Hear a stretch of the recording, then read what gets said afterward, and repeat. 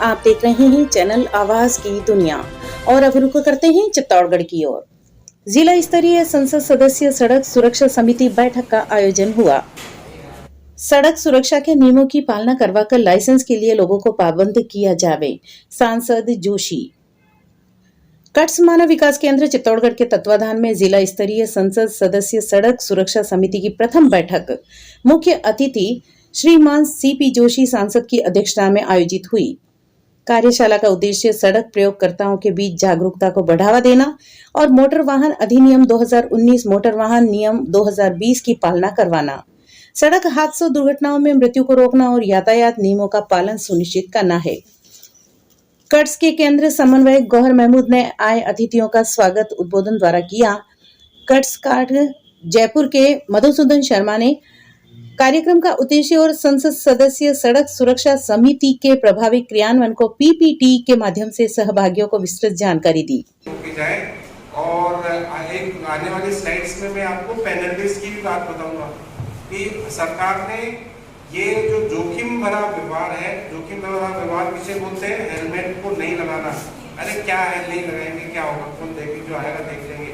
एक बंधु ने भी कहा था कि जो एनफोर्समेंट ऑफिसर्स है, जो हमारा जो पुलिस है या जो ट्रांसपोर्ट डिपार्टमेंट है, उनके चालान की परवाह नहीं करना, ये सबसे बड़ा जोखिम पूर्ण व्यवहार है।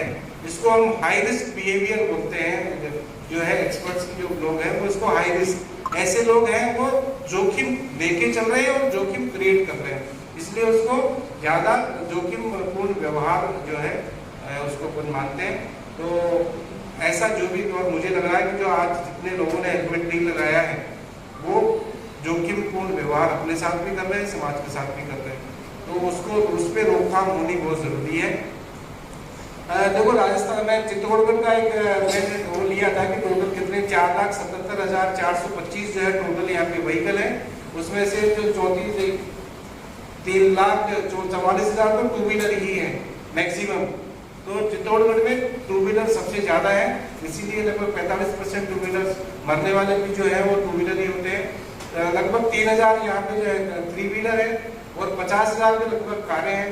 टैक्सी वगैरह के नंबर भी मैंने दिया था, लगभग 2,000 के आसपास टैक्सी है, बस वगैरह है 2,000, और एम्बुलेंसेज 233 एम्बुलेंसेज है, और स्कूल बस है 171 तो और लेकिन अगले वाली उसमें देखो, इससे पहले वाली उसमें देखो कि यहाँ पे हमारे यहाँ ड्राइविंग लाइसेंसेस कितने हैं। ड्राइविंग लाइसेंसेस बहुत ही कम है। लर्निंग लाइसेंस जो है लोगों ने बना रखा है, लगभग 10,000 ने बना रखा है, और ड्राइवर्स जो ट्रेन ड्राइवर्स जो है लगभग 8,664 जो है ड्राइवर्स जो है ये है। तो यहाँ पे सवाल ये उठता है कि इतने सारे व्हीकल फिर चला कौन रहा है? यानी लाइसेंस तो हमारे बहुत ही कम लोगों के पास में है, यानी लाइसेंस की संख्या कम होना, लेकिन जो है। श्रीमान उप पुलिस अधीक्षक राजीव जोशी ने सुगम यातायात की चुनौतियां और निदान पर चर्चा की। देखते हैं दुर्घटना हो गई और वो अपना रास्ता पूरा करते रहते हैं। जो दुर्घटना से बचाने वाली एजेंसियां हैं, पुलिस है, आरटीओ है या अन्य कोई स्वयंसेवी संस्थाएं हैं, वो एक्शन लेती हैं, घायल को अस्पताल पहुंचाती हैं। किंतु आप ये सोचिए, जब किसी परिवार में उसका मुखिया इस दुर्घटना के कारण काल का ग्रास बन जाता है तो कितनी वेदना उस परिवार को सहन करनी होती है। मैं मुख्यतः आपसे यही निवेदन करना चाहूँगा, आप स्वयं भी इन बिंदुओं का ध्यान रखें और दूसरों को भी इन बिंदुओं पर अवगत करावें। दुर्घटना क्यों होती है और इसके क्या कारण है? अभी चर्चा हुई, आप सभी लोगों ने इस बारे में सुना और अपने अपने संस्मरण यहाँ बताए। देखिए, हेलमेट के बारे में कुछ वक्ताओं ने बताया कि वो भार स्वरूप लगता है, किंतु मैंने अपनी पुलिस की राज्य सेवा में अनेकों बार ये देखा है कि हेलमेट के कारण व्यक्ति के हाथ में, पाँव में कहीं फ्रैक्चर हुआ पर हेड इंजरी नहीं हुई, जो सबसे गंभीर स्थिति उत्पन्न करती है और जीवन को खतरे में डालती है। हेलमेट का प्रयोग अधिकाधिक करें। अभी आप बता रहे थे कि कानून का डर नहीं है लोगों में और हेलमेट लगाना नहीं चाहते हैं। पुलिस समय समय पर अभियान स्वरूप भी ये काम करती है, तो लोग पुलिस से नाराजगी व्यक्त करते हैं और अनेकानेक तरीकों से सिफारिश कराने का प्रयास करते हैं कि उन्हें छोड़ दिया जाए। किंतु आप सोचिए, पुलिस ये अभियान किसके लिए कर रही है? आपके लिए, आपके परिवार के लिए। तो आप गहनता से इन बिंदुओं का ध्यान रखें, हेलमेट का प्रयोग करें, वाहन चलाएं, सीट बेल्ट का प्रयोग अवश्य। श्रीमान जीपी बैरवा प्रादेशिक परिवहन अधिकारी ने बताया कि देश के सामने सबसे बड़ी चुनौती सड़क दुर्घटना है। इंडिया का युद्ध चल रहा है, रोजाना हम टीवी में देखते हैं कि परमाणु बम कब छूटेगा। परमाणु बम कितनों को मारता है? एक एवरेज बम से ये अनुमान लगाया जा सकता है 1 लाख 1.5 लाख। 1 और 1.5 लाख व्यक्ति तो हमारे हिंदुस्तान में हर वर्ष मारे जा रहे हैं सड़क दुर्घटना में। हमारे राजस्थान में 10,000 की मौत होती है हर साल। घायल या स्थायी रूप से विकलांग अगर देश के संदर्भ में देखें तो 2.5 से 3 लाख है। राजस्थान में भी 20-25 हजार लोग अपंग हो जाते हैं।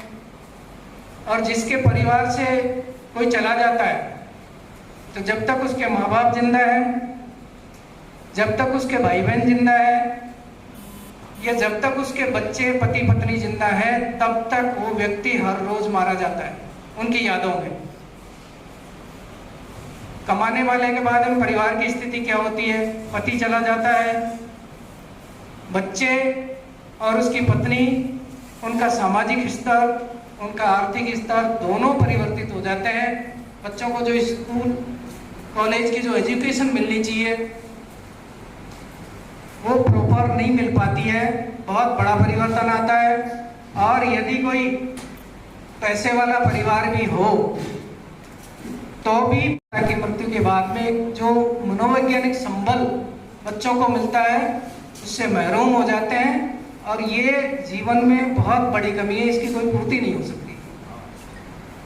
हमें मुआवजा मिल जाता है, आर्थिक संबल भी परिवार से या किसी रिश्तेदार से मिल जाता है, सरकार मदद करती है, लेकिन जो परिवार को सपोर्ट देता है एक पिता, एक पत्नी, माँ बाप के द्वारा, वो हमेशा के लिए समाप्त हो जाता है।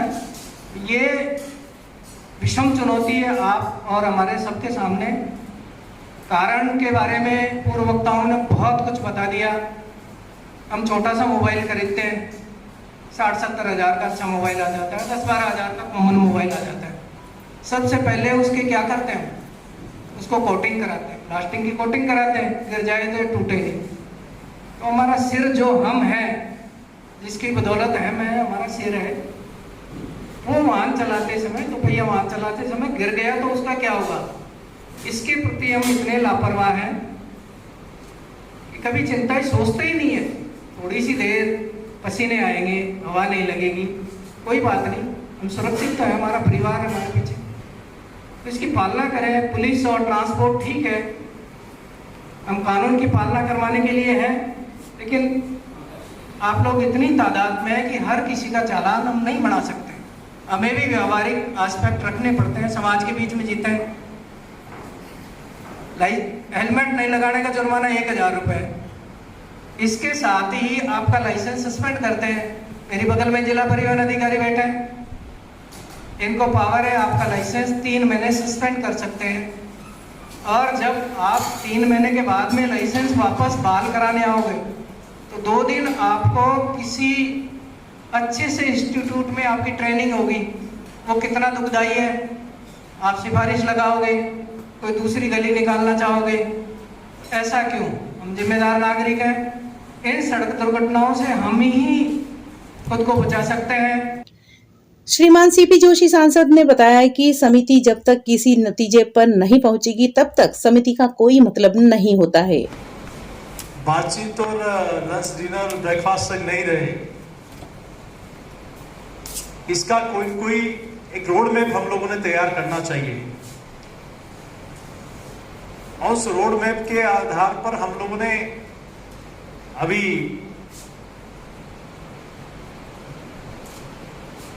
अप्रैल चल रहा है, मई चल रहा है, तो आने वाले इस वर्ष 31 दिसंबर तक के लिए हमारे किन कामों को हमने हाथ में लेना चाहिए? सबसे पहले हमने टारगेट क्या करना है? हमें ब्लॉक स्पॉट का चयन भी करना चाहिए कि सबसे ज्यादा एक्सीडेंट कहां होते हैं, चयन करके उसका निदान कैसे होगा। क्या वो पंचायत के लेवल का इशू है? क्या वो पीडब्ल्यूडी करेगी? क्या वो नेशनल हाईवे पे तो नेशनल एनएचआई करेगी? चयन करके उसका निदान करना। सेकेंडरी, हम लोग जैसा आपने अपने ब्रीफिंग में बताया था अपनी बात पे कि जितने व्हीकल है उसके रेशियो में हम लोग देखें तो नंबर ऑफ लाइसेंस बहुत कम है, ये बताया था। तो क्या स्कूल कॉलेज में कैंपेन चल के होता क्या है, आज कोई भी लाइसेंस बनाता है तो आरपी साहब भी बैठे, आज की नहीं पुरानी परंपरा चल रही है, उसने कभी आरटीओ ऑफिस देखा नहीं होगा, ट्रायल नहीं दिया होगा और लाइसेंस बन जाता है। ये आज का नहीं है, हमेशा से बचपन के चल। लेकिन क्या हम सब लोग, ये टीम जो बैठी है, सब लोग मिलकर सब अपने अपने हिसाब से प्लानिंग करते हैं,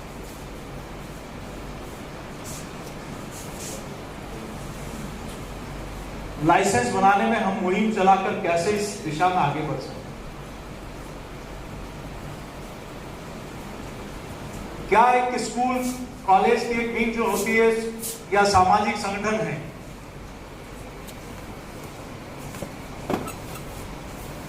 उन लोगों से बातचीत करके, कई बार होता है कि सीट बेल्ट का जिक्र आया था, गाड़ी में एयरबैग तो है लेकिन हम लोग इतने मदमस्त हैं कि सीट बेल्ट भी नहीं लगाते। बैठक में चित्तौड़गढ़ जिले के लगभग सभी पंचायत समितियों से 84 लोगों ने भाग लिया। कार्यक्रम का संचालन कट्स के मदन गिरी गोस्वामी ने किया और आभार कट्स के केंद्र समन्वयक गौहर महमूद ने व्यक्त किया। पेश है चित्तौड़गढ़ से हमारे संवाददाता की ये खास रिपोर्ट। थोड़ा सा, क्योंकि कट्स सक्रिय रूप से देश और देश के बाहर में काम कर रही है। 1980 में कट्स की शुरुआत हुई consumer unity and trust society की, जिसको श्री प्रदीप सिंह मेहता साहब ने एक युवावस्था में इस संस्थान की शुरुआत की। विभिन्न मुद्दों पर काम कर रही है, उपभोक्ताओं के सर्वो वेलफेयर के लिए, जिसका कार्यालय जयपुर में है और नई दिल्ली में पैरवी कार्यालय है, कलकत्ता में संदर्भ कार्यालय है और बहुत सारे कार्यालयों के माध्यम से देश के सभी राज्यों में अपने कार्यालयों के माध्यम से और अपने जो पार्टनर्स हैं उनके माध्यम से विभिन्न क्षेत्रों में कार्यरत है। देश और देश के बाहर भी कट्स काम कर रही है, जिसमें चाहे वो अनुसंधान को लेकर काम हो रहा हो, चाहे वो किसी अंतर्राष्ट्रीय व्यापार, economic reform, policy change, empowerment, development, इस तरीके के सेक्टर्स में कट्स जो है वो अपने जो देश के बाहर 6 जो केंद्र हैं, जहाँ पे लगभग 40 देशों में कट्स जो है वो काम कर रहा है। इसका जो ये सेंटर है कट्स का, ये भी काफ़ी पुराना है, 1991 में स्थापित हुआ।